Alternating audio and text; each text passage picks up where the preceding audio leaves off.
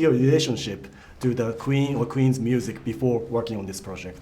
I suppose I'd just grown up with it, really. It's just, it was everywhere when I was growing up.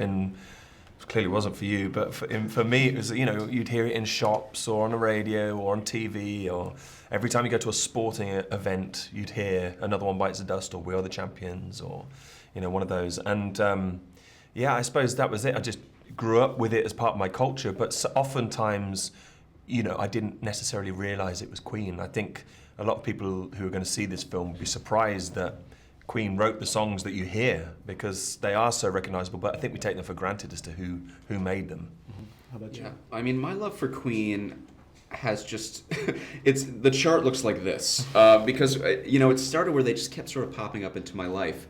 I remember when Napster, I don't know if you know Napster, when that was first around, the very first song I ever downloaded was Bohemian Rhapsody. Yeah.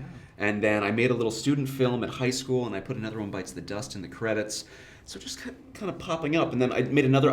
I was able to direct a film and to like pump myself up to go to set every day. I would listen to Somebody to Love, and so I just kept getting like more and more connected to them. I feel like, and now of course it's culminated in actually being able to play John Deacon, you know, one of the founding members of Queen, and you know, a man who wrote so many of their great hits.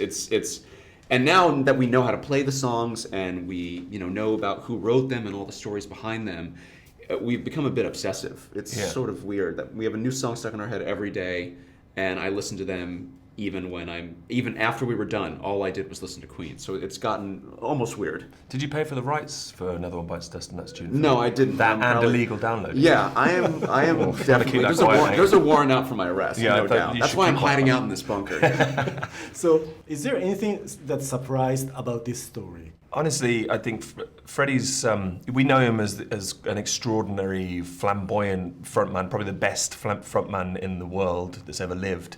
But I don't think people will, knowing that confident side of him, I don't think people will be aware that he was actually a very private man.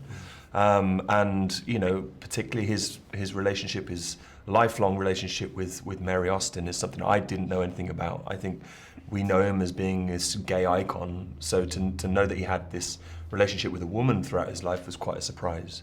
And just the kind of the fragility of the man. This man that seems so fearless and bold, but actually there's a real fragility to his trying to find out who he is, his search for an identity. I think is quite a surprise to some people. I didn't realize that all four of them wrote hits. You know, every one of the band members really brought something to the table. Freddie is so larger than life that when you think of Queen, you immediately think of that mustache, you know, and you think of that incredible voice. But it was nice to see that, you know, Brian May was so instrumental, you know, with his guitar solos in some of these songs and the songs that he wrote, and that, you know, John wrote Another One Bites the Dust and You're My Best Friend in these songs, and you know, and Roger was also, you know, a writing virtuoso himself. I had no idea about that kind of thing, and so really learning about where these songs came from and why they're so special and why they became such big hits and how they collaborated together was something that surprised me in such a great way.